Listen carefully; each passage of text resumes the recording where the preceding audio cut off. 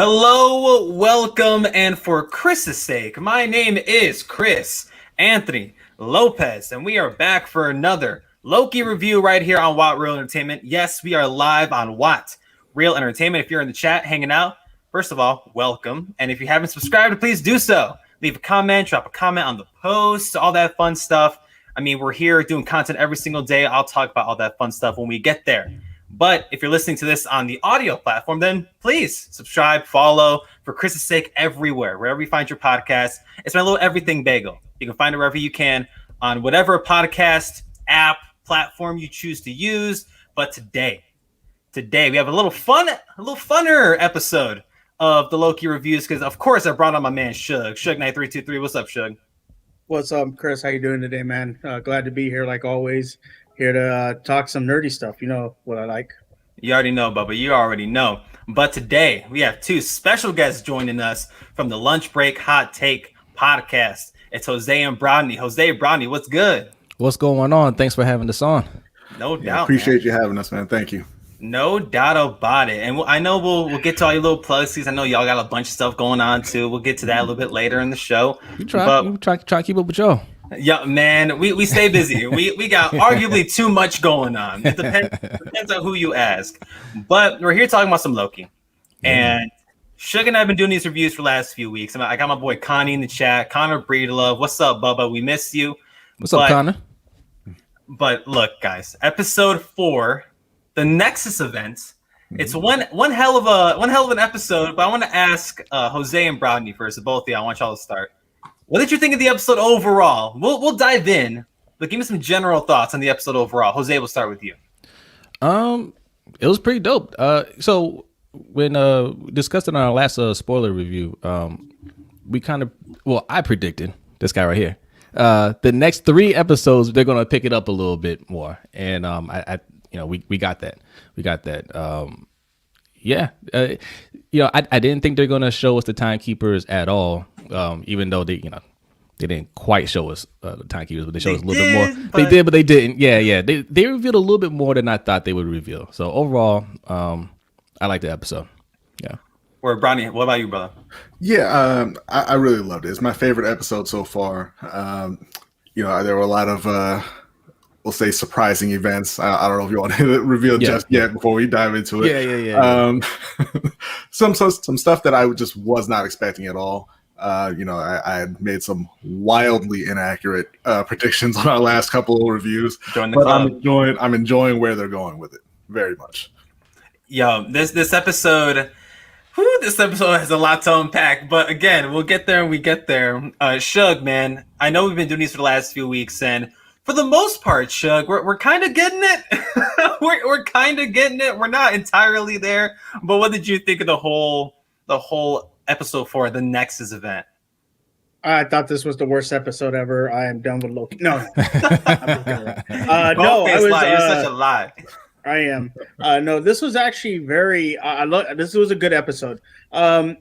It's going to be probably one of the top episodes I liked overall because it had some very big moments. It had some crazy moments.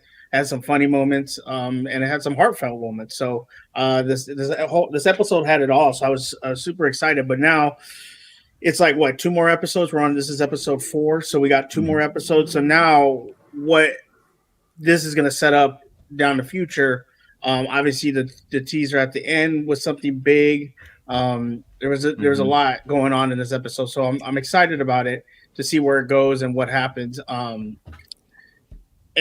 kind of like I don't want to get too. I don't understand why fans just can't enjoy something until the end. Once it comes out, then criticize it. That's, which I'm totally fine with. Criticism, whatever. Mm-hmm. Right. Why do you have to do it in the middle of it? Like, it's 2 more episodes and people are just, I don't like this. Let it play out, see what happens, and then criticize it. But people want it. They want their cake and they want to eat it too, and it's frustrating as a fan. So why? I really enjoyed it. You know why? Because we're not used to week-to-week episodes anymore. We're used to having everything all. Which I love. Once. which I love. And look at Jose. We were talking about it the other day. Your son doesn't know what a commercial is. He's like, what is this? Like, we can skip this, and he couldn't skip. I tried to explain to him. He's just like, I don't understand. Just hit skip on this. which is hilarious. So I like it. I like the fact that you have to wait a week. No, I hate it. To see what happens. I love it. I grew up on that. I don't want to see that anymore. But it is what it is. We're spoiled. We're spoiled as hell nowadays. We're running out of time. We're older now. We get it, right? I'm not trying to hear TBA on the release dates for your movies. Just put it out. Yeah. Like, once it's done, final cut, give me the shit. Like, Yeah. I decide when I watch it. I like the week to week model because I like the week to week model. I do the binging. I'm fine with, but the problem for me is like when Cobra Kai came out season 3, I watched it in one day, and then I was like, oh man, now what do I do? And then I had to go rewatch it. And you only rewatch it maybe 2 or 3 times unless it's really great. And I love Cobra Kai. This is not a show where I'm going to watch it 4 or 5 times over again. So I like the fact that it's week to week because then it's more anticipation. You know, the ending scene, you have to figure out things. You're like, oh, let's talk about it. Let's figure out what we think is going to happen. It may not even be what we say it is. Like, I've been semi-wrong, semi-not wrong. I know, Jose, like you said, last week you were right. I did think that the TVA was sus, but I do believe it all leads to Kane, the Conqueror, which we've all said. So it's going to lead to a path, but I like the fact that it's week to week. But I just wish fans would be like, let it play out. Then after it's done, then criticize and give your opinions on it. And that's fair. Not in the middle of episode 4 when you don't know what's going to happen. That's frustrating as a fan. So, and I hate to pin it on Netflix, but it's kind of Netflix's fault because they're the first big streamer out there that really took over the market before we got all of these Hulus, Disney Pluses, Amazon Primes, all this stuff, and they're releasing everything at once. Yeah. And now where we're getting the Lokis and whatever the hell else you're watching, and we're getting it weekly, we're like, well, damn, because just like you, Suge, Cobra Kai came out, shit, I was all over that thing. But have I gone back and rewatched it since? Hell no. Because I do such a bad job of rewatching things, I don't want to go back and rewatch it. So I already saw it.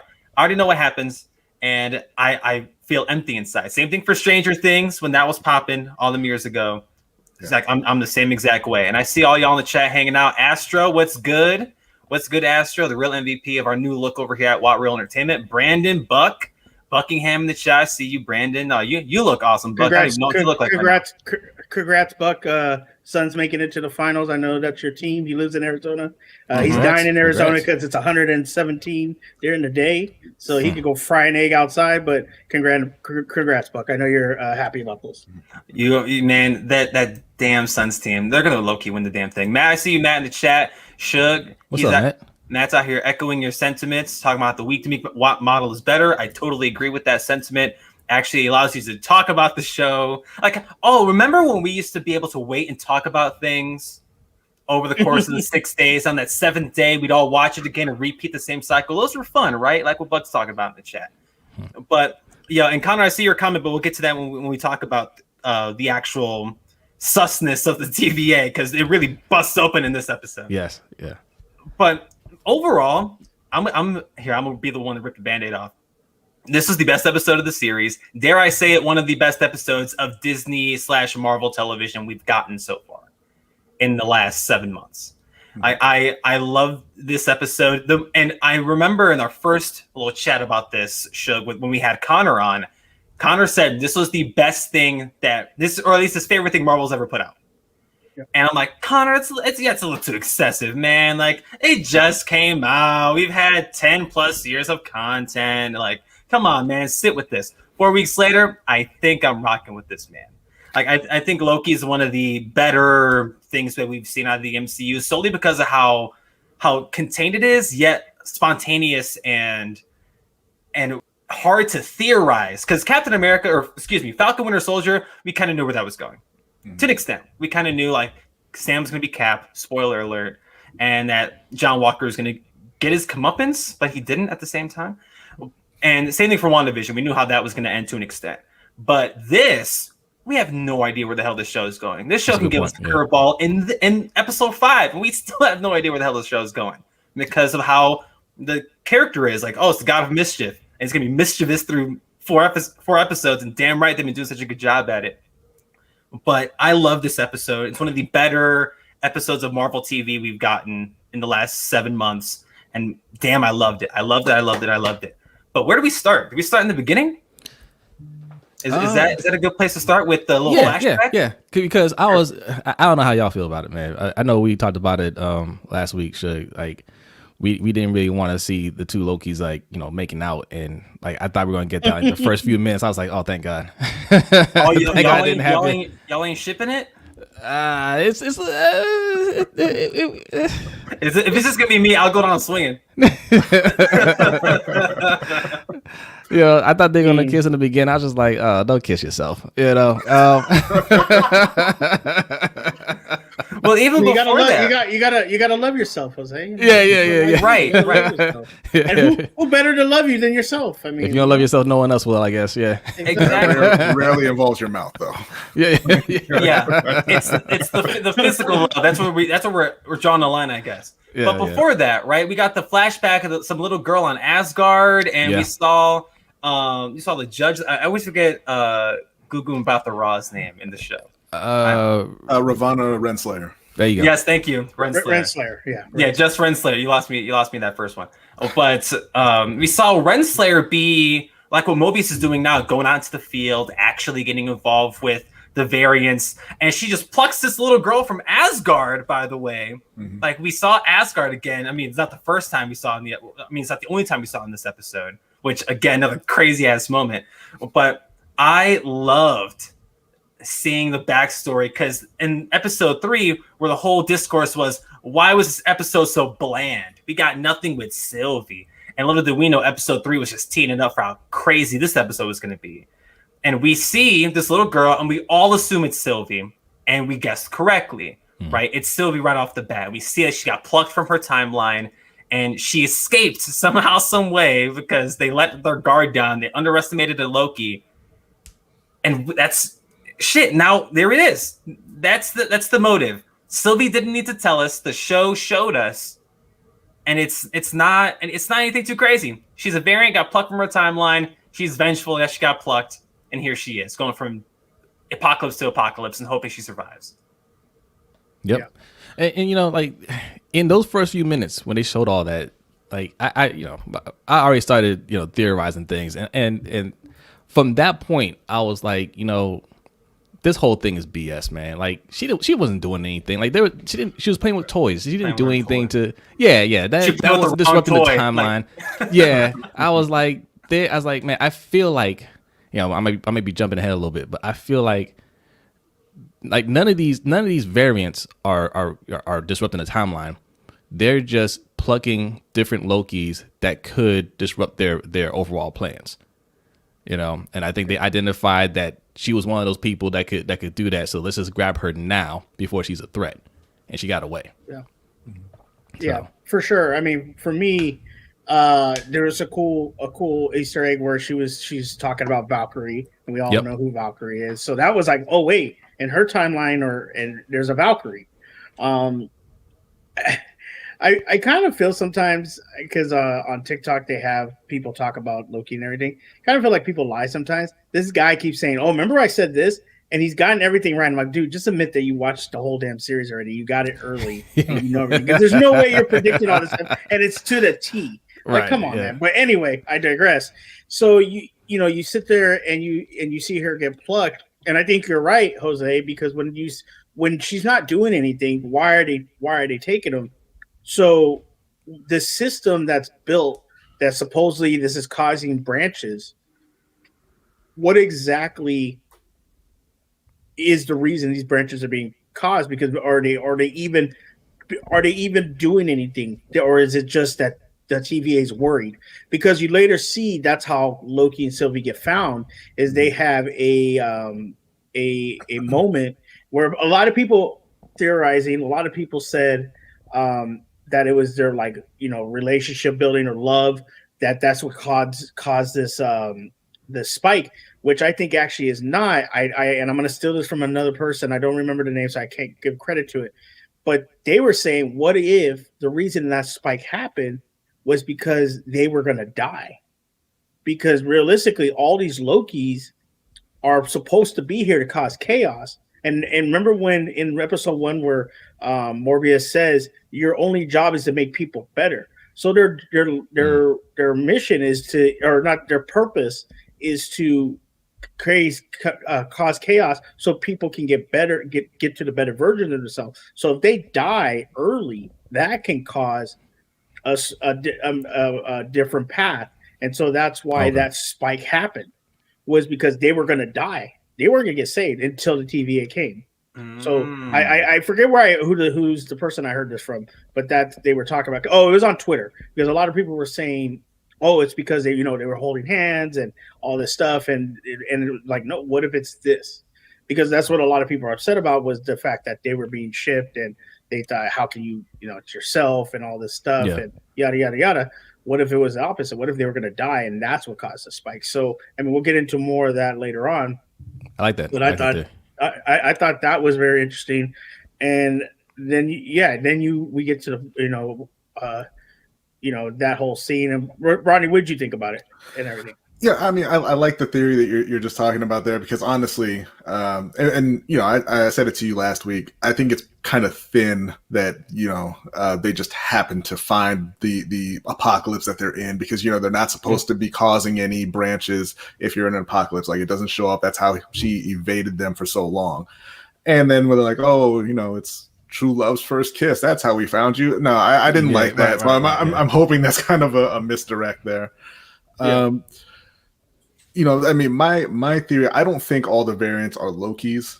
If I, to just jump ahead and say what I think is going. Let's just go. We're just gonna go. Yeah. Okay, cool. So cool. I feel like, and again, I don't know the history of the comics. I didn't read comics growing up or anything, but I know that Kang is involved, and I feel like Renslayer was one of his love interests in some comic, and I feel like she's running the TVA for him.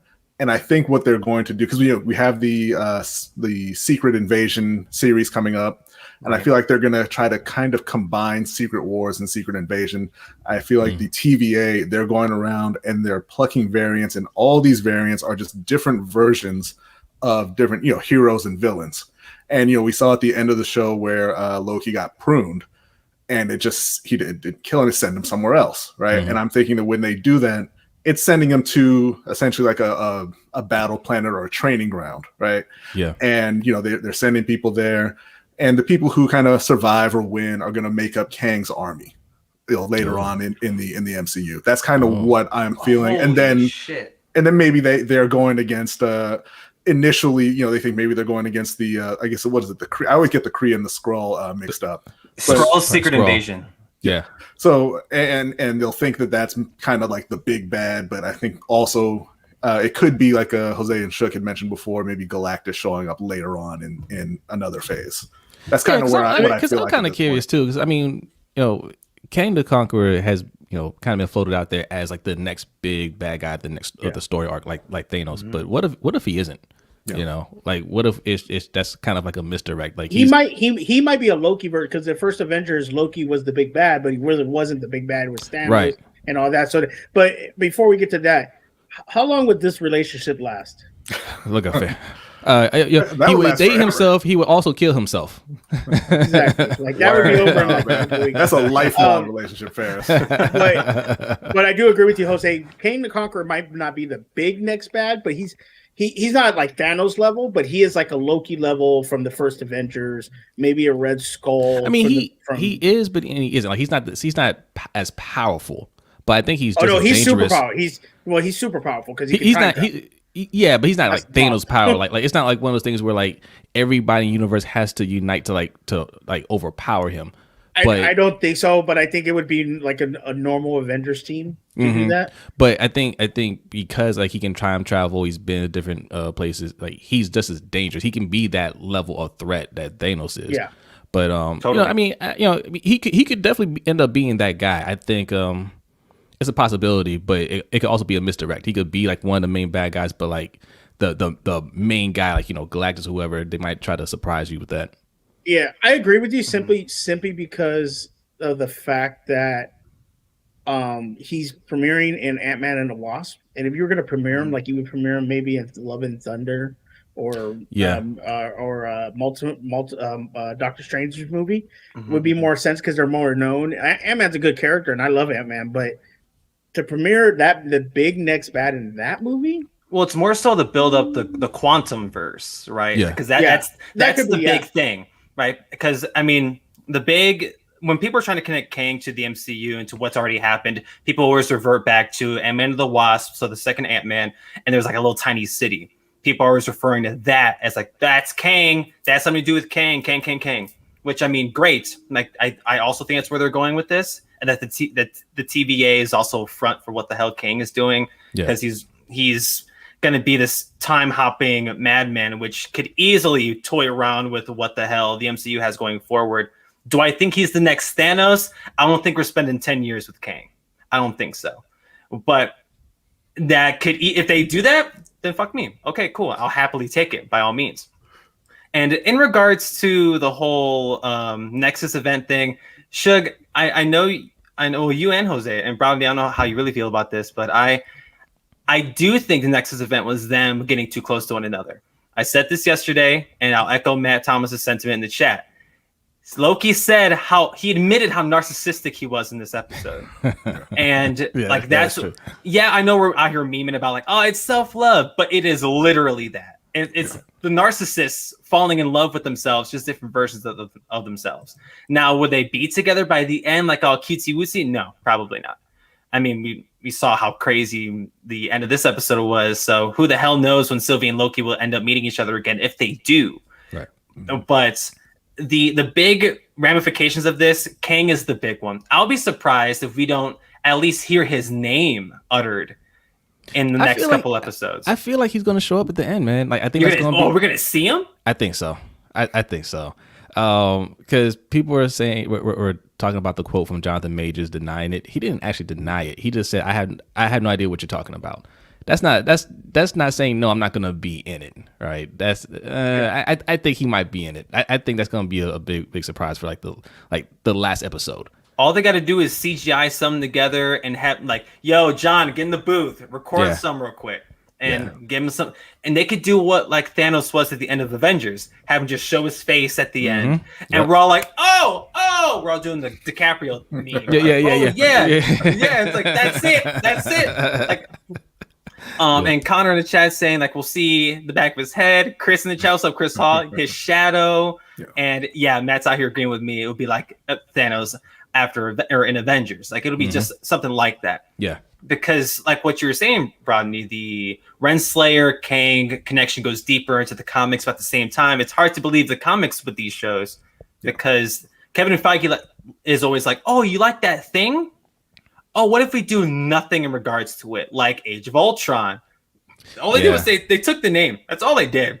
And they did nothing about the comic itself. Yeah. Civil War, right? They took the heroes fighting each other, but the actual event was way bigger and deeper than what the movie panned out to be. Same thing with Ragnarok. Right, Ragnarok. Like they take things and they just they make them fit the universe and the story that they're telling. Yeah. So Kang, he has to be the villain in this. Or like how all of us, I don't know about y'all, but the whole Mephisto WandaVision thing, like I said Mephisto's name to the day until I couldn't breathe anymore, right? And they're like, oh, nope, that's not happening, until they decided to re-edit that end credit scene. I saw that, Marvel. You think you slick. But the Kang connections, none of them are blatant so far. But I expect him to at least make an appearance. I'll be shocked. If they want to make him really ominous, I agree with Chris in the chat. Just show us his shadow, his outline, like, or just a figure that's overshadowing Renslayer off screen, and he just says one word or something. And we're just like, oh shit, like we know who that is. Yeah. But like the Sylvie and Loki stuff in this episode, obviously it's where the money's at. And Loki trying to convince Mobius, it's like, yo, I'm not bullshitting you this time. Like, I'm not what you said I was in episode 1, like this constant liar. Like, I may have been lying before, but this time I'm not. Like, yo, dude, you're a variant. And the whole B-15 arc in this thing, too. She went through it. in this episode. Yeah. So like, who do you think Mobius really is? Like, who do you think he is from his timeline? See, I don't know, man. If you were to ask me like last week before or a couple days ago before I saw this episode, I would have been like, oh, they're all Lokis, all of them, every single one of them. Because at this point, I don't know anymore. I don't know. But after this episode, I don't think so, because they all have their own individual memories. Like the one girl, the C20, I think her name was. Yeah. Like she was like, oh, I was at a bar and like the visions were real and vivid.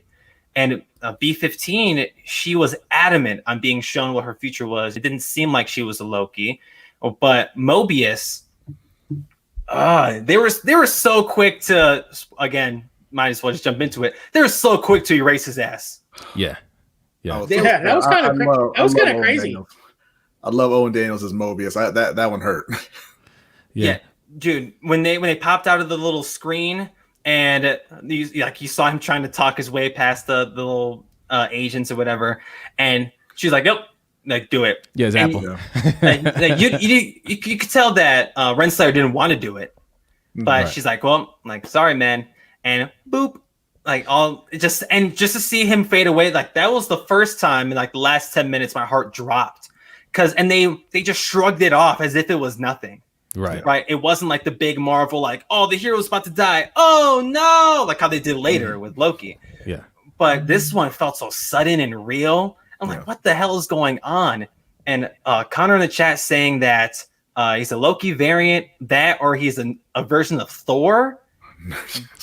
Thor. That'd be interesting. Like I would. So like, there was a lot of like 90s references with him, like the soda he's drinking. He loves jet skis and things like that. Mm-hmm. I feel like, we've had a character that was set in the 90s. That's Captain Marvel. So maybe he might be a character from that timeline, tied to Captain America somehow. Maybe he's a Skrull. Right, he just doesn't remember. Oh, and they talked about. I mean, he talked about how they captured different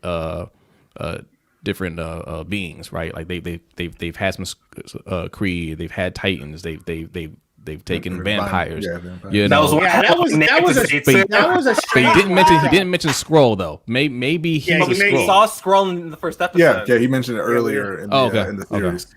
He said Titan, which was interesting, but when he said vampire, that was very interesting for them just to randomly throw it out. Just nonchalantly drop the V word. that was kind of like, oh, okay, Blade, Morbius, It's them letting the audience know these people are going to be in Marvel, in the universe at some point, right? That's their way of saying like, look out that for they exist, characters. right? Yep. Yeah. Mm-hmm. I said this last week, Suge, when we were talking about this show, that you don't just cast Owen Wilson to be the lead to co-lead a show, and you zap him 4 episodes in. That's some garbage. I don't buy it. Yeah. Granted, we see where these people go, but I don't, or at least we get a glimpse of where these people could potentially go. But I don't buy the fact that he's just a nobody. Or that all these people are nobodies. Right. Because, if they are, then fine. But just something about Mobius seems different. Plus, who the hell names their kid Mobius? Why did he get to keep his name? Did they give him that name? Why is his name Mobius? Like, there's something up with him. Yeah. That makes Renslayer so close to him and gives so much of a shit about him until he crosses the TVA. Yeah. And then they got to zap him. But can I tell you who the hell he is? No. But as of right now, I'm leaning towards the Loki variant. That's why he was so adamant on studying them, so adamant on talking to them, because he maybe feels a connection with them. He gives a shit about them. I just thought something else. Something else.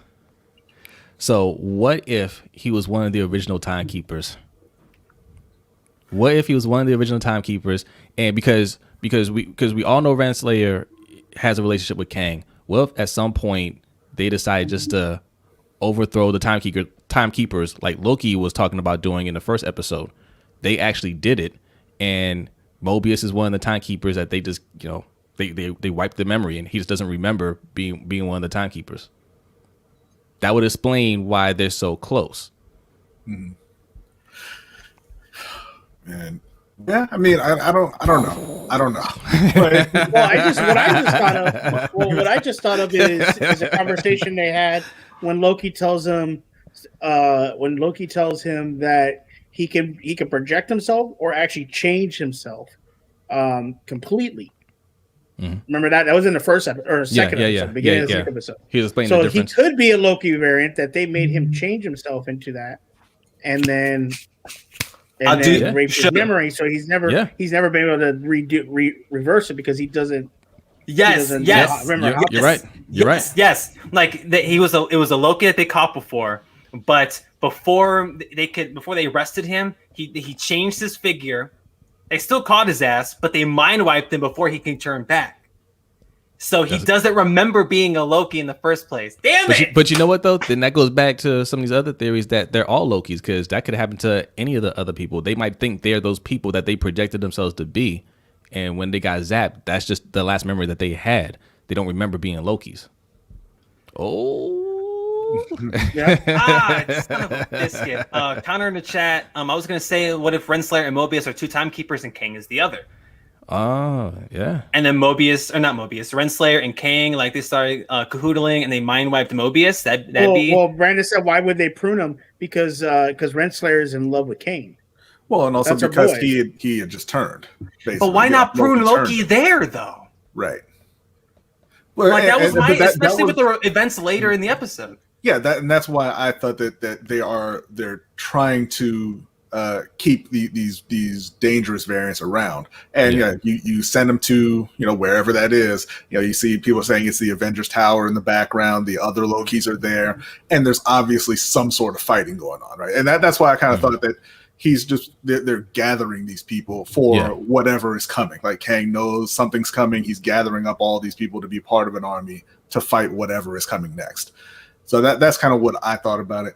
Man, the scene with Owen Wilson and Ferris, I don't believe I said Owen Daniels. You making shit up. But anyway,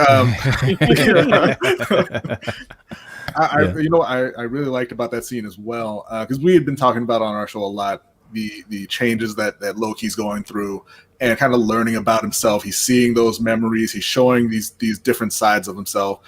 And you see when Mobius gets pruned, I mean, he was shocked, obviously, but you could see he was also sad. Like he cared about it. It broke him. And it's not a thing that you would really think about Loki in general, right? Like he doesn't care about some random time cop who's been trying to hunt him down, right? Mm-hmm. But he that's him. He's changing, and I still believe by the end of this series, he's going to come out a hero. Not a full hero. Obviously, he's not going to completely change. Well, Mobius even told him in that. Even in that episode, he tells Loki, you can be whatever you want to be. Like you don't have to be you can be a good person. You can be whatever you want to be. Don't think you have to follow the narrative and just be like this evil person. And they implied that they were friends and that they gave a shit about each other. That's why Loki told Mobius, like, yo, man, but listen to me. You're a variant. This whole place is sus. Like, I'm trying to help you out. Screw them. I'm trying to help you. Because you're the only person I care about in this building besides Sylvie. Yeah. But then when they sent him into that loop with Lady Sif, which I don't know about y'all, but I did like they got Jamie Alexander to come back and be Lady Sif. Yeah. And it's, talk about characters in the MCU whole that just got the shit part of the stick. Like the Warriors 3 from the Thor movies just got the worst part because they were pimped out. I mean, they were fine in the first one. They were poorly used in the second one. They got killed off in the beginning of the third. And now here's Sif. And I thought how the scene was going to go. I'm like, okay, they're probably going to imply that Sif and Loki, they use some... But no, it was Loki admitting his narcissism, and he's admitting like, yo, I'm a piece of shit. I'm garbage. I don't deserve X, Y, and Z, but you keep giving me this chance. And of course she keeps needing him in the grind, but still, Connor, I second that. Like I wouldn't be mind. I don't know about that one. If it's not Jamie Alexander, if it's Lady Sif, that's the thing. With the little clump of hair cut out. But that was cool seeing her. I did not expect to see anybody from the Thor movies in this show. Not at all. I thought it was gonna be Chris Hemsworth for a second. Like when they showed us the little pan, I'm like, oh my god, like Chris Hemsworth's gonna be here, and it was Lady Sif, which probably had me react more so than what Chris Hemsworth would have. Yeah, that scene was kind of dope. Basically, and it kind of gave you a look into Loki's psyche, because he eventually admits, he's like, yeah, I am alone, and that's the thing that sucks, is that I'm alone and all these things. But the fact that Owen Wilson got killed off or got killed off already, I think that he's in the same place that Loki's at. Yeah. I think he's in the same place as Loki's at. And saying what Connor says, I think I said this. I don't remember if I did, but Loki's ultimately the thing that stopped Kane in some timeline. So he's gathering them all, so they don't possibly there's no possibility of Loki stopping him, which I think might be happy, because why would all these Lokis be in one place? We do know that where he is at is New York, because you see Avengers Tower in the background at the end. So we do know he's in New York. We just don't know, is this the timeline where Loki succeeded and he beat the Avengers, and then Thanos came and betrayed him or whatever, because we do know Thanos don't give no crap about anybody else but himself. So so we'll see what happens with that. But Thanos cares about everyone. Okay. Yes. Because every living being in the universe. He's looking out for he's thinking big picture. The greater good. Time. Yeah. For real hero. I really didn't read Loki comic books, so forgive me. Who is so we obviously see old school Loki, which is the yellow and green. Richard E. Grant, baby. Which is Richard E. Grant. So and then we see lizard Loki, or it looked like an alligator, but it was supposed to be a lizard. I'm not sure. And then you saw a kid Loki. Who is the black guy? Is he like Loki that got Thor's hammer? That didn't look like Mjolnir. I tried to look that up too, and they just don't know. Like, he was referred to as boastful Loki, and that was it. Like, I did see one interesting kind of story or theory about it, that there had been times in the comics where Loki had gotten Thor's hammer because he used a spell to reverse everyone's moral compass, which made him worthy, and so he was able to use Thor's hammer that way. But yeah, we'll see. I don't know. Okay, boastful Loki. Okay, so he's not. So most people have been calling him Black Loki. He's boastful Loki. Okay, everyone get that straight now. No more Black Loki. No more Black Loki. Loki with the hand. When is Latino Loki showing up? That's what I need to see. A Puerto Rican version of Loki show up, just playing loud, reggaeton music and dancing, and then that's some Puerto Rican rice right there. Like, that's what I need to see. I would love like just weird ass Lokis that we would never think of. It's the lizard Loki. It's actually a Koki. Matt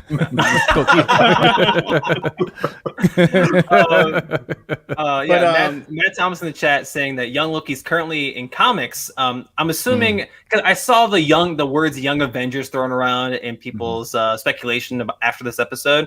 So maybe if that's what he's doing, Matt, if you can correct me in the chat, I'm assuming that's what the character's a part of.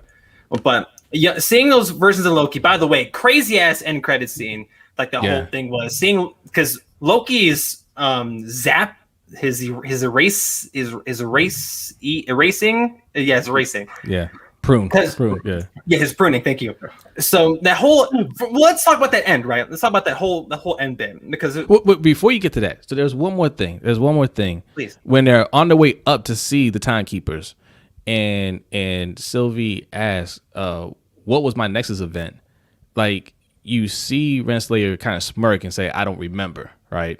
Yeah. That's another reason why I thought, none of these Lokis are. Yeah, this has nothing to do with any Nexus event. Like, they're just BSing. It's right? garbage. It's all garbage. Yeah. Like multiverse. Like, what the hell is even that? It's a bunch of lies. I mean, it exists, but it's a bunch of garbage. What they're trying to tell us. Mm-hmm. And like when that whole thing happens, what was my Nexus event? She's trying to play it off, freaking Renslayer. But then the doors open and they walk out, and then they show us the time. They show us the timekeepers in air quotes. And I don't know, but did y'all think they were fake the second you saw them? I didn't. I was looking to see which one was Kang. Right, that was I was like, is that the middle one? So I looked at it, I was like, they look like Muppets. I mean, this is not the way Marvel does things. CGI was bad in hindsight. Rewatching the episode, I'm like, that CGI was bad. I mean, they might have done that on purpose, though. Yeah, right. Yeah. And that's why I just thought they weren't real. I was like, they got me. This was really, if these were really the timekeepers, they would have poured a little more budget into it, right? Yeah. It wasn't like that. And when the whole fight broke out, I'm like, they're doing nothing. Like, they're just watching. I'm like, why was I so close-minded? I was so set on the whole big reveal. I'm like, they're doing it now. That's what it was. And no, and they popped like a Five Nights at Freddy's head off, and we're like, what the hell is this? And okay. The whole end bit, they take down everybody. Sylvie and Renslayer have their fight. Loki's out here beating up the guards, whatever. And they're really showing us like Sylvie. The second we were introduced to her, we should have known like, she's gonna be the co-lead of this show. Like, she's gonna be that other main character that we love and adore. But her fight with Renslayer, real easy to take down Renslayer, at least off the bat. But the second that it was just her and Loki talking, I was looking on the ground. I'm like, where is that bitch? I got nervous again. I was like, oh, they about to kiss now. I was like, oh man. Let them do whatever they want. Like, I know Connor put that he wants some TVMA stuff earlier in the chat. Like, I want to see them. They're gonna kiss, and it's gonna destroy the timeline. Like, and I can't wait. But when like they're standing there talking about whatever the hell, and I'm looking on the ground, I'm like, where is Renslayer's body? Mistake. Caught monologuing, right? And Loki's like, what happened to the other agent as well? B-15. Yeah, she went down, but they didn't show her getting. Yeah, pruned. she got her ass she got hit, and then like she went down like a freaking sack of potatoes. I don't know what that like. That's She's just still weird. lying there as we speak. Yeah, it's just so weird in movies sometimes. Like you like disbelieve, oh, they're gods and all that. But then sometimes you're like, dude. Yeah, get up, man! Fucking Renslayer had the smart idea. Oh, you're talking? All right, I'm gonna prune your ass from the behind. That's what she did. But homegirl disappeared. I don't know where the hell she went. But yeah, I thought it was still lying there. I thought it was crazy when Sylvie throws the knife and it cuts off the head. I'm like, Yeah, I was surprised. I was like, oh, she killed one. Like, then, I was completely fooled. I was going like, you know what? I'm one of those people. I'm one of those people like novice magicians can trick me. Okay, like I'm one of those people like you pull a magic trick. I'm like, how you make that card float? Like how'd you do that? Like that's me. So I was buying it the whole way. Right? I thought those were the real timekeepers. And when she chopped the head, I was like, well, one's dead. It's like, well, damn, that was easy. Like, why didn't they do that from the beginning? Yeah. But like Loki's out here. But so he was totally going to profess his love for her, right? That's I don't think so. Yeah. I don't. What was he gonna say at that? Because he was like, I'm not good at this. Because it implied that he's tried to do it before, like how they said in the earlier episodes where he's not good at that love stuff. Yeah. I don't think so. I think he was gonna say something else. Like he was gonna say like, I'm not good at this, but I need a friend or something. I don't know, something. I don't think he was gonna confess his love, to be honest with you. I got the impression that he was going to. That he'd be like, I'm not good at this. Nice callback to the episode prior where they had the whole exchange about what love is to them and how they've gone about it in their lives. And he's like, well, not good at this. And she's all like looking at him all seductively and all like the little emoji. And then the zap happens. And like how I mentioned with Mobius, they just let that one go. Like the body gone. But the Loki one lingered for a bit. They wanted us to feel as heartbroken as Sylvie was in that moment. Yeah. And boy, did they get me. I'm sitting there on my bed watching this shit at 2:00 in the morning when it came out on Wednesday. And I'm like, oh my God, they did it. They got him. They killed him. You didn't cry like you did on Saturday, did you? I didn't cry. No. Did you turn away? I didn't turn away.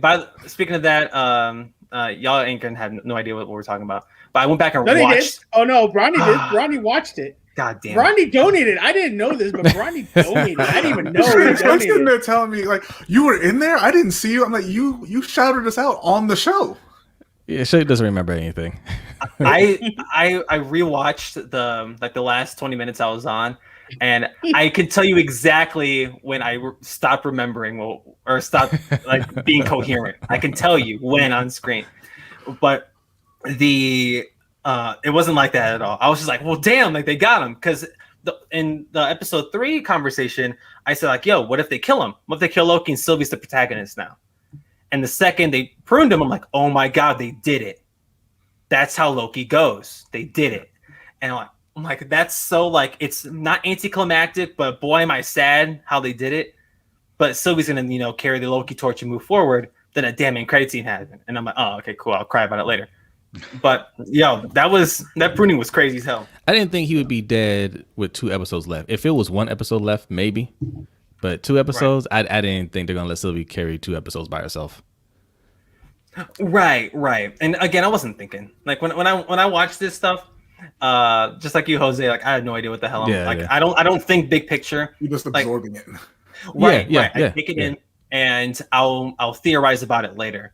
Like I try to just watch the episode, get my thoughts, react appropriately, and then I just do whatever I need to do. But this one, I'm like, oh my God, they did it. And I was convinced. I'm like, oh shit, that's it. And then I went on Twitter, and some other people that are watching like post-credit scene, because I closed out of the Disney Plus. I'm like, And I went back. I'm like, oh my God, those mother truckers did it. Yeah. And that's where we got the other Lokis, like the Richard E. Grant, old school, long ass, like horns on the helmet and the gold or the yellow and green. You got Hammer Loki. What was his name? Boastful. I'm gonna call him Hammer. Yeah. Hammer Loki, and you got the kid and the lizard. I'm like, this is so damn weird. But again, Loki's still around, and that confirms why, like in the trailers, we get him with like the Loki button, and he has the blazer and the horns back, and he's all like, "Hey, everyone loves me now." Yeah. That's where that shot's gonna come from, presumably next episode. And we've been seeing that shit since the beginning of the promotion for this whole thing. Yep. Yeah, it was interesting. I mean, it's gonna be interesting where they go. Obviously, Sylvie doesn't kill Renslayer, which she should have. She just stabbed her in the heart, but she did it. So we're gonna see what need her. With that. Yeah. We're gonna tell her what's going on. Yeah. And that's what she says, right? Yeah. She says, yeah. Tell me everything that's happening. Remember last week I was talking to you, Jose, and I said in the casting list, there's Valkyrie's in it, Bruce Banner's in it, or Mark Ruffalo's in the cast list. There's a couple other Avengers in it. I believe in Hawkeye. So then this might be apocalyptic New York, and like Hulk survived, Hawkeye survived. Valkyrie so we already saw Hulk, right, in the very first episode. That might be the casting. When did we sit? Because yeah. That's what we talked about. Yeah, I think you said that last time we talked about it. You're like, that might have been but that was flashback scenes. Well, that was CGI. Well, you think they're really going to flashbacks? But yeah, I mean, it's his. Well, I guess you get a shot of all of them in the elevator, voice, right? But yeah, but they didn't cast. There's no casting list for like Robert Downey Jr. or Chris Hemsworth or anybody like that. Yeah, I don't know. We'll see. Yeah, and going back to Loki getting pruned, I really think that I mean, obviously I like the closing scene with the Lokis and everything, but that's the kind of thing I think they should not have put that scene in and just let it sit, let people sit with that. Especially we were talking about the week to week thing. If you're going to do that, let people sit with that for a week, right? Because let's think to ourselves that Loki's dead, right? And just let that hit people, because I mean already. Yeah, like we talked about earlier, I expect Mobius to be back. That those pruning sticks don't kill people, apparently. Right? They send you somewhere. Yeah. So and all this time we've been assuming, man, you get hit with that, you get vaporized and you're gone. And you only got that with Loki for a couple minutes. And then you're like, oh well, he's back. Okay. So Mobius will be back. These other anybody else that you've seen will be back. The first guy who didn't have his ticket in line, well, he'll be back. Yeah. I think they should have just let that go, and then save him coming back for whenever they're really ready to like fully dive into what's happening next. Wait, there's 2 episodes left though, so I feel like they probably decided we don't need to hold the suspense. We have a lot to reveal, so let's not even dwell on that. We can give them that. There's a lot more. Even if it's the first scene next week, right? Yeah. You've been sitting here thinking, man, Tom's dead for the whole week, and you open up Disney Plus and the first scene is him gasping and like, "Oh, am I in hell?" Yeah. Right. I would have preferred that, low key, pun intended. But again, at the same time, we'd be sitting here, we'd be wasting our breath, like, oh, Sylvie's, how is she gonna do this? And Sylvie, how is she gonna do that without him? And they strategically saved us time. Yeah, because we would have been talking out of our ass for a week. Is it a waste, or is it all just about the journey, Chris? Okay, this is what we're talking about, right? You know what? Binge watch it, and then you're not wasting any time, right? But you all said, "Hey, we got to have the discussion." So you're on to something. I think you're on to something. But oh my god, to the castings, right? Where the hell did you even see that? I would lose my damn mind if I see a version of the Hulk on this damn Loki, wherever the hell. What if that's the next episode? He's in New York, and it's like old man Hulk with the beard and the long hair. Yeah, or it's or they're variants from other timelines. Like Bronny says, they can be brought from other timelines. So what if there's Bruce Banner's there, Hawkeye's there, Valkyrie's there from another timeline? Yeah. That'd be interesting. That's one hell of a secret. What if we got Gray Hulk? And from another or Red Hulk. Like that'd be dope. I mean, that'd be Gray Hulk would be rad. Yeah, Yeah. You see Planet Buster, or was it Planet Buster? World Breaker. Planet Hulk. World Breaker Hulk. World Breaker Hulk, or you never know. So they could go. Cause I'm saying there's a reason why he's in New York, because you see Avengers Tower. So there's a reason why they're in there. So that's why I think if any episode, we're going to see other Avengers in that episode, or see Avengers in that episode, the next episode, before he somehow gets out of there with the help of the other Lokis and gets back to the TVA, which is going to be interesting. And Brandon in the chat is saying, he's like, I feel like we are getting a Renslayer backstory for episode 5. I think probably. Yeah. And they're gonna make you wait until episode 6 to find out what's going on, in that New York with all those Lokis. That's a good point. Yeah, like they'll maybe show us a little bit. All right, so maybe these last 2 episodes, let us binge them. I don't want to wait fucking a week. So you're saying what you're saying coming is around. Look at this. So what you're saying is we should just hold off next week. We mute Loki on all of our social medias. We go into like a think tank of everything but Loki, and then the following Wednesday after Black Widow comes out, like we give our reaction. Yeah, it's coming out on the 9th, isn't it? On the 9th. That's a week from tomorrow. On what? It's to your local theater. And yeah, it's gonna be in theater. Mm-hmm. I didn't know if it was gonna be. You can get on Disney Plus if you want. Yeah. You want to pony up that $30? No, thank you. I'll just borrow it from you, Chris. You make all the big dough. Excuse me? I'm going to the theater to go see that thing, dude. I'm gonna go out of my way to go see that shit. But oh my gosh, I think we're gonna see a lot of Renslayer next up. A lot of Renslayer and Sylvie. Because where else can you go? If you want to go with the big climactic episode 6, obviously you're gonna get all the Lokis from wherever timeline or planet, wherever the hell they're at. You're gonna get them. Maybe you're gonna have a big fight at the TVA. Is that because? If we really think about it, besides the other timelines we're going into, the show's pretty much contained at the TVA. Mm-hmm. We're not going back to Lamentus. We're not going back to Asgard. I'd be surprised if we did. But we're not going back to any of these planets that got destroyed. These timelines that got reset. Or maybe it's a fight through the timelines. But I mean, they could do that. They could kind of give a backstory of the TVA. They can show us Loki with it. Yeah. What if the next episode starts where they take Morbius from wherever he's from? Mobius. Owen got to come back. Owen has to come back. It might be a backstory about Owen Wilson. What I feel like it's going to be, I think you're going to get a episode where Sylvie and Renslayer are kind of frolicking through Renslayer's memories, and she's getting all the info about what happened, kind of like what happened with in WandaVision. You remember when Agatha, was leading her through her memories. Something similar to that. And then in episode 6, I believe you'll have that big battle with those Lokis and whoever else is in New York at the TVA. And I think it's going to end kind of with a, kind of the same way it ended with the Avengers with that Loki, where he grabs the Tesseract and he's just gone.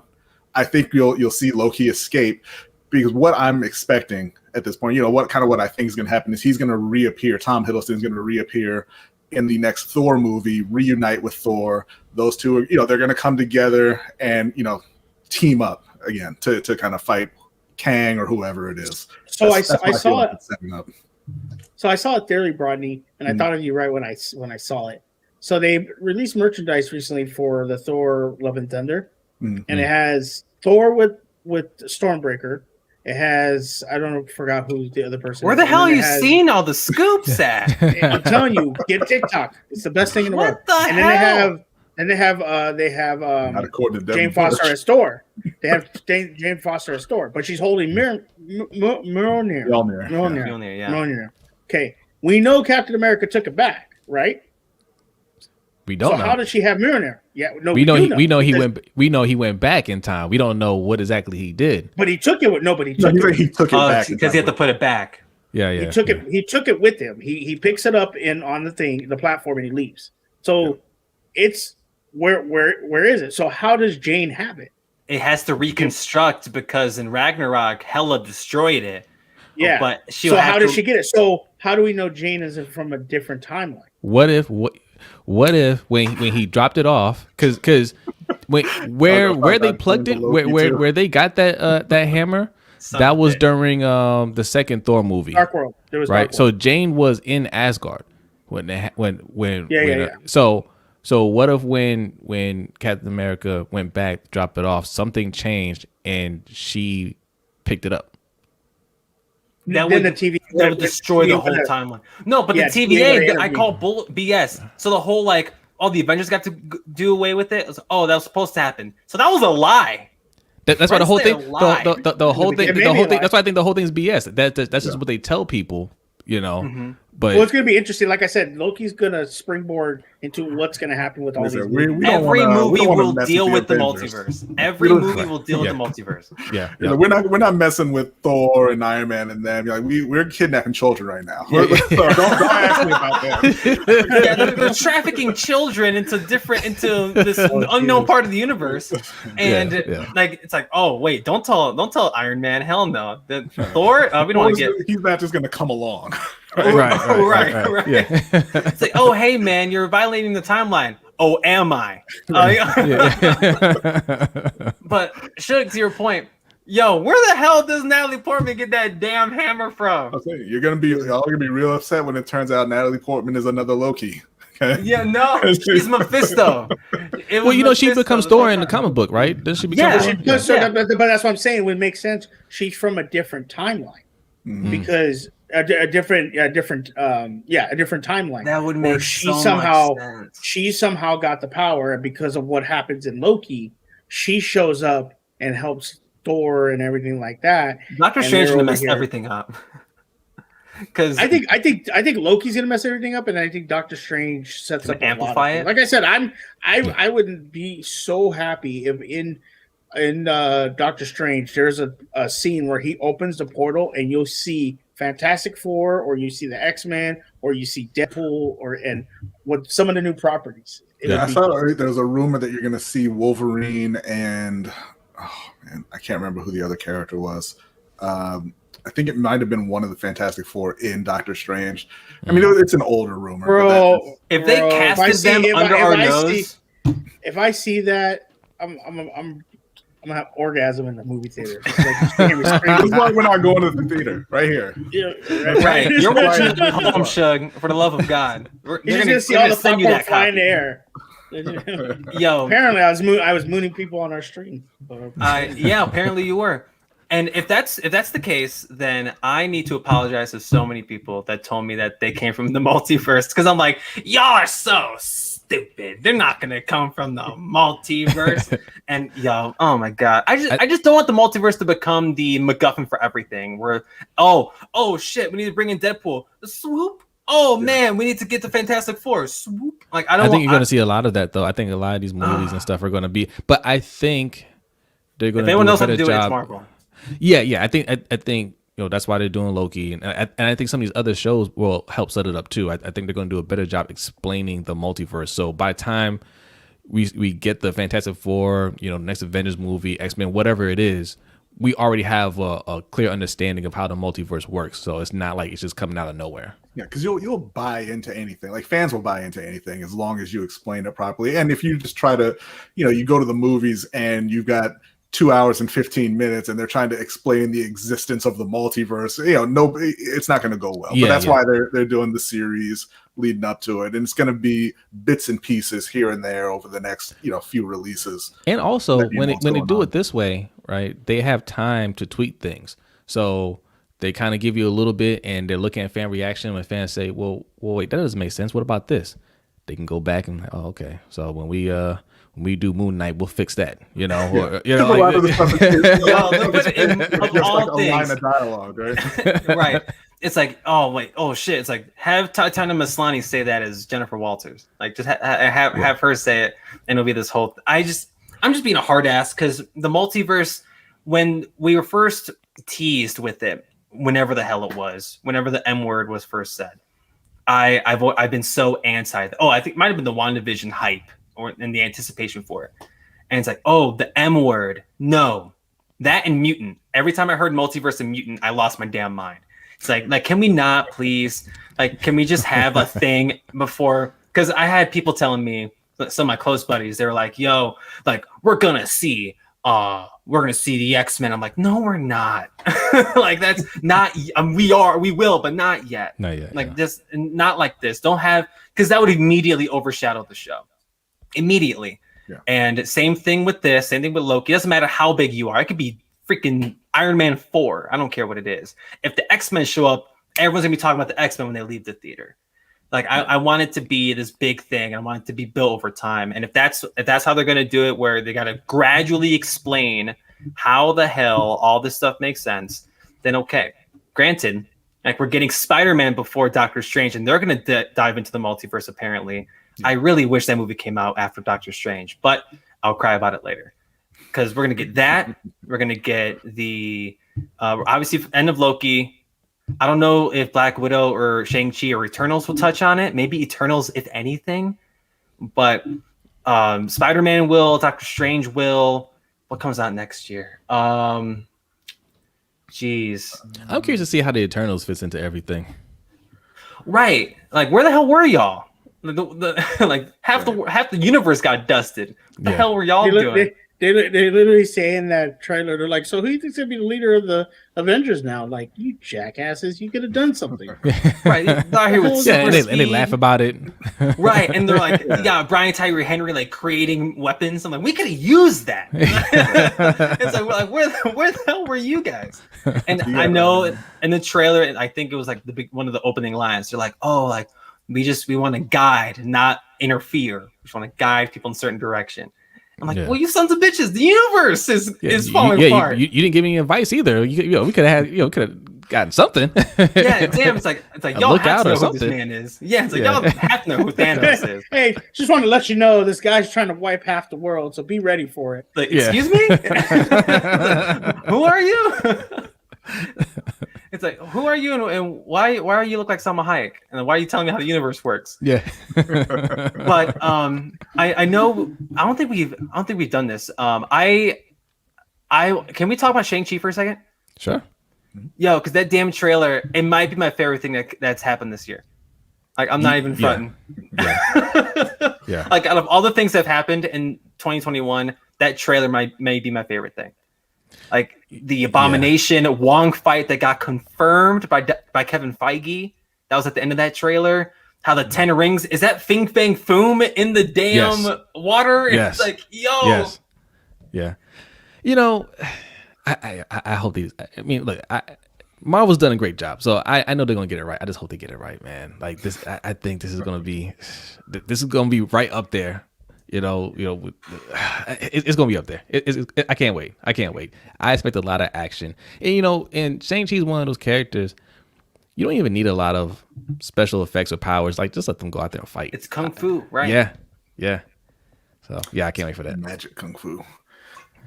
Yeah, and damn rings, dude. Going up and down the arm. Yeah, the 10 rings interest me because I'm very interested in the 10 rings because when there was a cartoon for Iron Man back in the day, and I loved that cartoon. And it had Fing Fang Foom in it. It had the Mandarin, And so like when they did what they did in the Iron Man 3, it kind of pissed me off. Yeah. Even though Iron Man 3 is not as bad as you think it is, but it still pissed me off because I was like, you got to be kidding me. Like, why would you do this? And so it's interesting to see what they do now because I remember Fing Fang Foom and the Mandarin and how hard they were in the Iron Man series. So I'm just curious to see what they do with it in this in Shang-Chi, if I said that correctly. But yeah, I thought it was a dope ass trailer. Very you don't have to be a lot of special effects. Yeah, granted it's mystical fighting, whatever, but it's still dope. It's just regular old, fighting, which was dope. So I'm excited to see that. I think I asked this Jose last time. I'm just waiting to see that Spider-Man trailer. That's the trailer I want to see. My god, that's gonna confirm so much. And because you can't pull punches, you can't. Right. I think they're waiting until Loki's over. Or what would be dope is Disney waits until episode 6, and at the end of episode 6 is the trailer for Spider-Man. Oh, okay. Because we're not getting it. I'd be surprised if we had it for the Black Widow screenings. Like if we go to see Black Widow, it's like go see it in IMAX and you'll see a Spider-Man trailer or whatever the hell. Yeah. I'd be surprised if they did that. Wait, when Spider-Man was supposed to come out? December. I mean, my assumption at this point is you won't see it until after Eternals. I know that'd be really close, though. Really close. It's be around Shang-Chi, maybe August. I have a feeling we're either going to get it at the end of Black Widow or the end of Loki, because I think a lot of people that's 2 weeks, dude. What I've heard is that Spider-Man spoils what happens in Loki. That's what happened. I'm sure it does. Like and we had talked about it before that by the end of Loki, I think all hell is going to start breaking loose because this is the beginning where the multiverses are all opening up, and you're going to see it just slowly. Spider-Man's going to have Alfred Molina and the other Spider-Man come back, and so it's all going to be happening by then. Yeah, allegedly, but I would assume that it would spoil some of the Eternals as well. I mean, unless it's just its own complete off by itself story right now, right? So I don't know. Who knows what they're doing with Eternals? I have no idea. I don't know what they're doing right now. Kind of like Black Panther in that way, like everything's going on over here, and then Black Panther is about right. I know where is Black Panther? That's coming next year. Yeah. No, I know that, but it's just like we're like all this stuff is going on, and Black Panther's like, that's y'all's problem.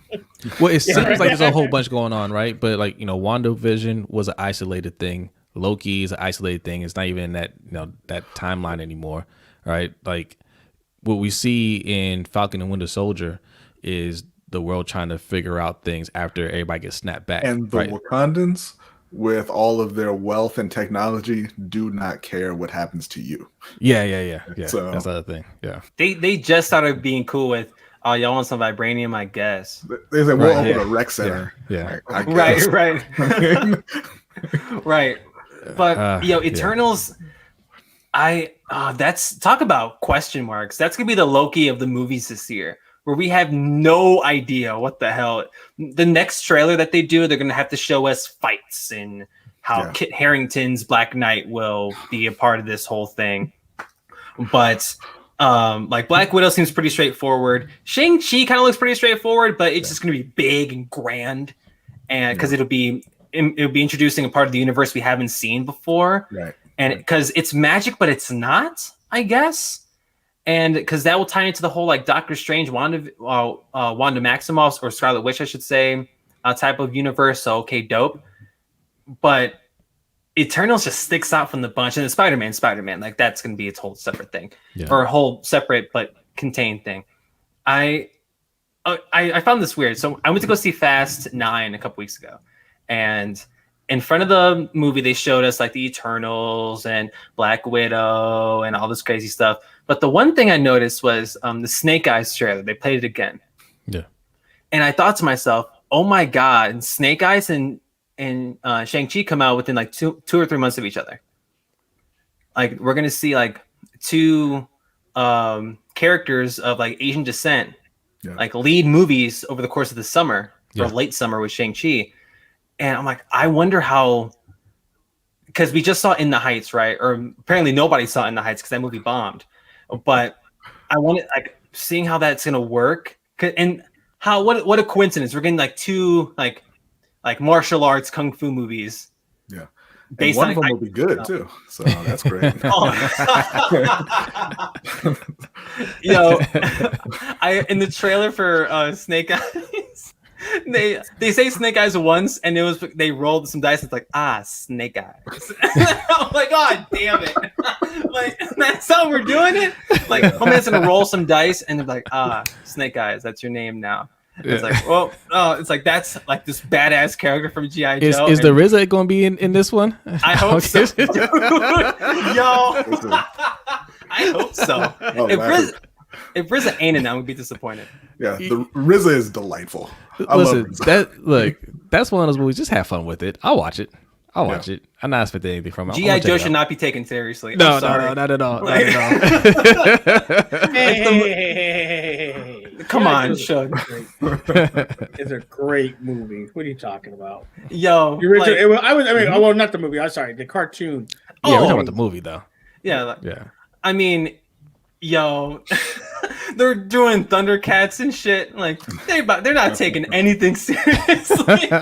Because if you want these things to succeed, they can't be all like, I'm G.I. Joe. Yeah. We're the Thundercats. You gotta have some. You can't take anything from the 80s. You can't take anything from the 80s and recreate make it live action. Serious. That's the thing. Yeah. You're making it live action. Without if it was animated, comedy. then okay, then cool. But Snake Eyes looks like it's dark and it's like martial arts and Henry Golding, who we all need to see more of, and all this crazy shit.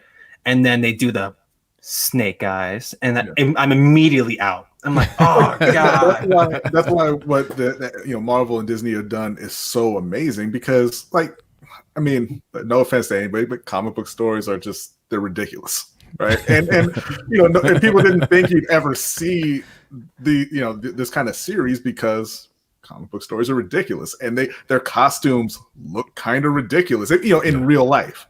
Yeah. And then Disney came through and they did it in a way that was not at all ridiculous, that everybody loved, and you hadn't really seen that before. But other studios haven't really caught up with that.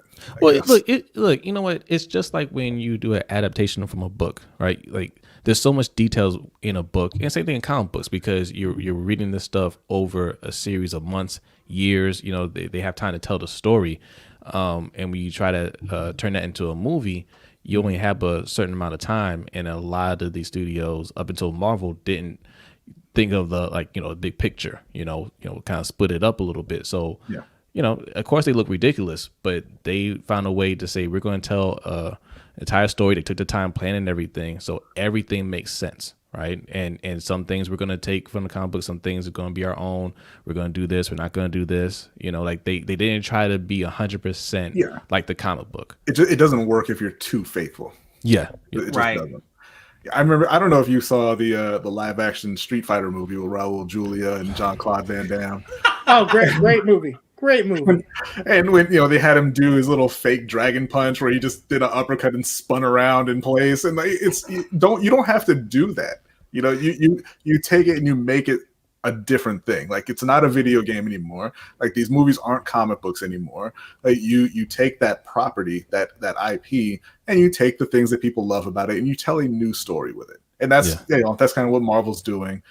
And I think not so much what G.I. Joe's doing. They're just saying, hey, here's G.I. Joe. We're selling you your past. Yeah. I just found it really interesting. We're getting Snake Eyes and Shang-Chi within a few months of each other, and one of them will succeed. and we all know which one's going to make a butt ton of money at the box office. Yeah. I don't see anybody on social media like, hey, y'all excited for that Snake Eyes movie? Like, that's where the party's at. Like, that ain't it. Like, the whole there are movies people are looking forward to this year.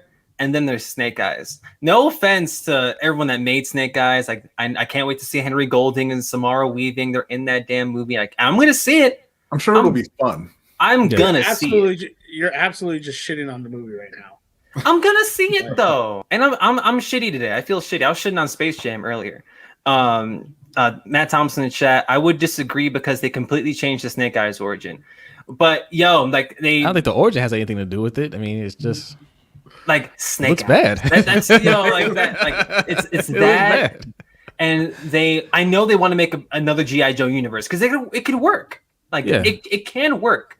They tried before, didn't pan out so great.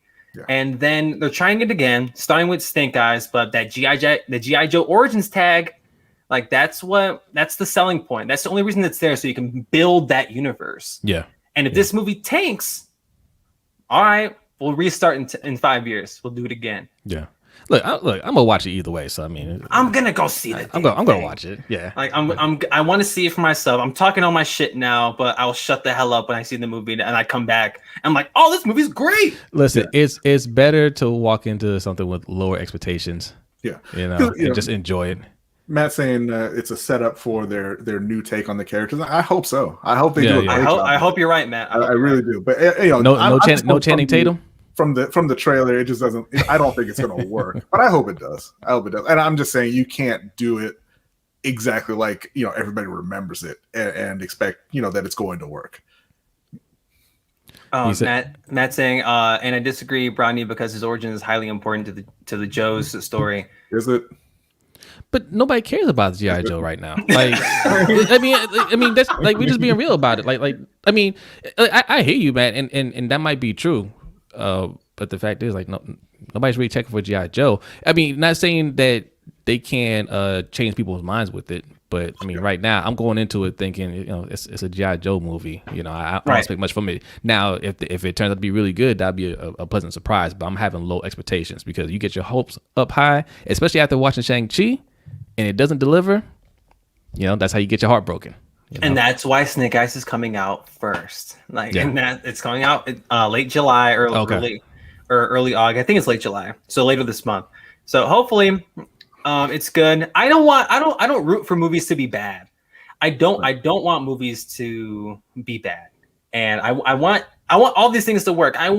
But bad movies are fun though. Like, it's okay for movies bad. Bad movies are fun. Like, sometimes you want a movie to be awful and you can just make fun of it. Like, there's that's fun to enjoy it. Don't take movies so seriously. It's entertainment, Right. And Matt's saying the toy sales would say differently, Jose. You can't find them on shelves because they don't exist. Kids buy toys. They don't critique movies.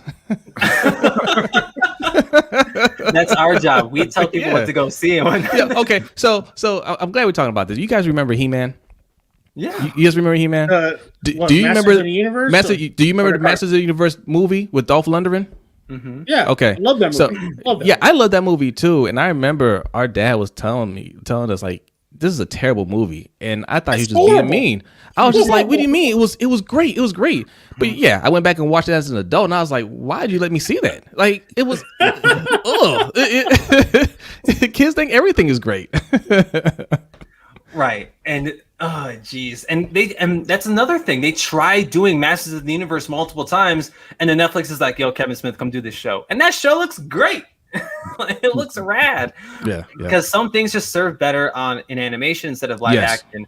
Yeah. And not everything needs to be a movie. As cool as it might be with the big budgets, the hundreds of millions of dollars, some stuff just ain't it. And like I said, I hope I'm wrong with Snake Eyes. I want that to be my favorite movie of this year. But as of right now, from what I've seen, it's not looking so hot. The whole Snake Eyes. Like, it's not gonna be. It's gonna be like the other G.I. Joe movies. That's what I'm you know what the best Snake Eyes movie was? Remember the one with Nicolas Cage? That was a great Snake Eyes movie. Okay? That was an amazing Snake Eyes movie. Yeah. But yeah, I totally agree with you guys. I think I'm excited for all these movies. Like the fact that I'm gonna go see all the movies you just mentioned. Unless the Delta variant, like I don't know what it is with variants now going around causing issues. Unless that happens, we ain't gonna be able to see any freaking movies again. But we'll see what happens. Yeah, we'll see. And the crazy part is, like, we might be getting another Marvel show towards the end of the year. We're getting What If later in the summer. Yeah. But we may be getting like another live action show, and then on top of the 4 movies, there's still 4 movies that we got to do over the next 6 months. Yep. So it's gonna be absolutely nuts. Is What If it's just all like hypothetical episodes? That's what it's gonna be, right? Yeah. Are they gonna tease anything in the what if for upcoming events. Like I feel like even though it's they're hypothetical situations, they're still going to find a way to tie it into MCU, the current MCU. They may try to, because I know that some of them that they're doing, it's like, what if T'Challa was taken by the Ravagers instead of Peter Quill, and if Captain America, or if Peggy Carter became Captain Britain, and all this other stuff. I don't know if the ones that mean like you're really changing the timeline, changing the universe that we're so fond of and aware of. I don't think like anything that happens in it is going to change it, but maybe it teases something.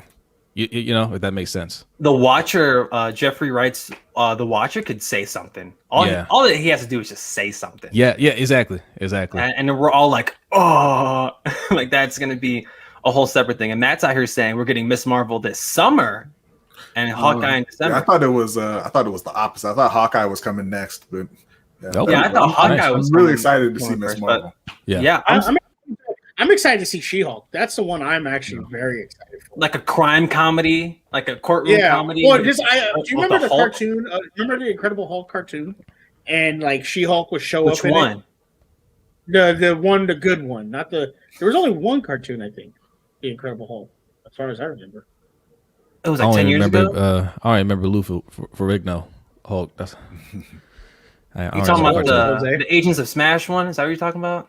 No, damn. That's how I know how old I am. No, this was one. It was Hulk, and it had She-Hulk in it. It had a bunch of people, but goddamn, you just made me feel old. I'm sorry. Like that's I'm trying to figure it out. Matt's out here saying that he knows what you're talking about, but okay, see, he knows what I'm talking about. When you're talking about the Iron Man one, I knew exactly what you're talking about, but you lost me at the Hulk one. The Incredible Hulk TV series in 1996. Yeah. Oh, word! It was amazing. There's a lot of Marvel, 90s Marvel animated shows. Yeah. And only a few of them connected, right? Was it just the Fox ones? The X-Men and Spider-Man. Yeah. X-Men, Spider-Man, yeah. Nah, talk about nuts. That was nuts. When those two shows crossed over, that shit was crazy as hell. But final thoughts on Loki, the Nexus event. Do we have any theories for next episode? I know we kind of did some of them throughout the course of the last hour and a half, but any final thoughts before we wrap? I think we covered everything. So we have a bunch of theories on this show. One of them is going to be right. So no matter what happens, we can say we were right. That's what I took for this. Yeah, Suge said it. I'm taking credit for it. Yeah. We're all taking credit for it. Sure. It's fine. I think. Go ahead, Ronnie. My bad. Sorry. I was just gonna say, like I said earlier, I think my only real prediction that I really think is coming true is that you're gonna have to wait an extra week to find out what's going on with Loki, and episode 5 is gonna be more like episode 3. You're gonna see people complaining, calling it filler. I don't know why people complain about that. Like the filler is what makes the show, but I think that's gonna be a lot of backstory. Just a lot of dialogue, and then episode 6 they're gonna blow it out. Are we gonna see Sylvie and Renslayer hook up? Look, if Disney goes that direction, more power to them. More power to them. Maybe that's how that Renslayer turns on Kane, because she hooks up with Sylvie. You're saying she's gonna fall for Sylvie, and that's how you're gonna we make all the connection. Can't fall in love with Sylvie, dude. But I'm saying that's how you're all gonna can do make that. the connection that Mobius is a Loki variant because she fell for Mobius also. That's what I think is gonna happen next episode. We're gonna find out more about Mobius, who he is. Mm-hmm. That's what I think. Whether it's a flashback or whatever, you're gonna find out. Maybe he gets zapped somewhere where there's different versions of his character. Right, and it's like Ghost Riders, like, and he's just like it'll be whatever. Yeah.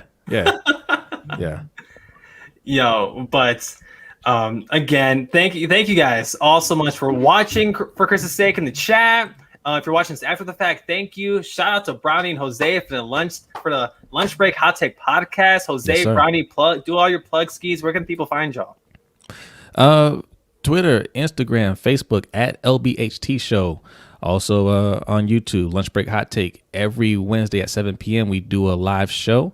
If you sign up for our Patreon, we do a overtime show, which is a lot of fun. We talk about anything and everything on that. But yeah, check us out. Yeah, word. Make sure to check them out before Rodney talks. I found their podcast, and it's been one of the best podcasts that I've found, and I have stuck with them, even though Jose is a Ravens fan. I stick with them. He's one of the best. He gives it to you straight, and I love sports. So make sure you guys check out the podcast. I appreciate that shit. I guess we should also plug our other channel where we talk about Loki, which is Old Man Gamers. Yeah, I was gonna say, Old Man Gamers on YouTube. We also have a website. It's lbhtshow.com. You're mostly sports articles, but some video game reviews as well, and we have our merch up there. That's Word. Right. Big love. Thank you guys so much for coming on the pod. Hey, thank you, Chris, man. We it. appreciate you, man. And shout out to Matt. Time. Matt in the chat, man. You guys are doing dope stuff over here, man. We really appreciate you. No doubt. Thank you, man. Y'all are way too kind. And Suge, where can the folks find you, brother? I mean, obviously, you can find me on Twitter, Suge9323, TikTok, my favorite home, making dumb videos. And Chris has gotten into it too, which is making me laugh because we've been doing the same videos and we've been laughing our asses off. So we've been having fun with it. And then you can find me at on Twitch at Suge9323 because someone stole the 323 from me.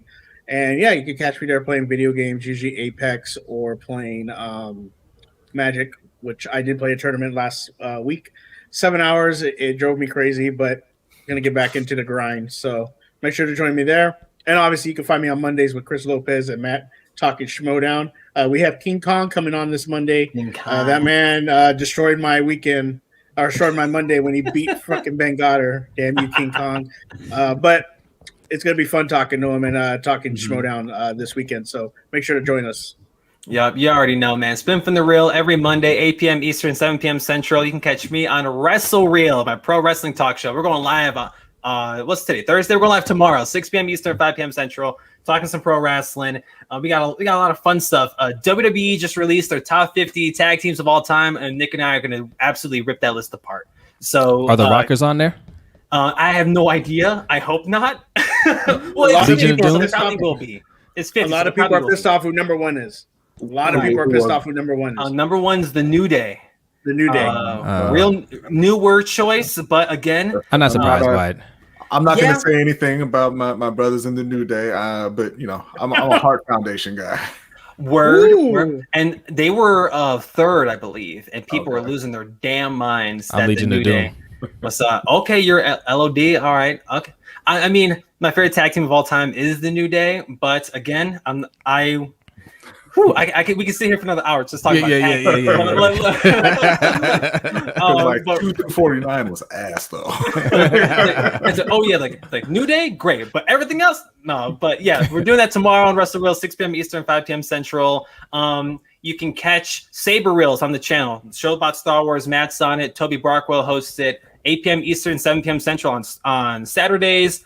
There will be no Real Talk because of the 4th of July weekend on Sunday. But typically, Real Talks are like our interview show. We get to interview somebody from the business. Matt and Nick do that show every Sunday, exempt on holidays, 8 p.m. Eastern, 7 p.m. Central. Of course, these Loki reviews. We're going to do them until the show ends. And then I want to do something for Black Widow. So maybe we can do something for Black Widow too, a little bit after the movie comes out. But we'll do that on the channel. Just subscribe. Hit the bell when you want to be notified when we go live, because we go live for everything, at least a majority of what we got going on. Matt's doing reviews every so often. He did get to see a movie a couple days ago that I envy that he got to see so soon, but that review should be coming to the channel shortly. And of course, if you're listening to this on the audio feeds, subscribe, follow, for Chris's sake, my everything bagel. If it's not wrestling, if it's not Schmodown, I'm talking about it there. So thank you all so much. So for Jose, Rodney, and Suge, my name is Chris Anthony Lopez. And for Chris's sake, we'll see you guys next week for more Loki. Have a good one, y'all.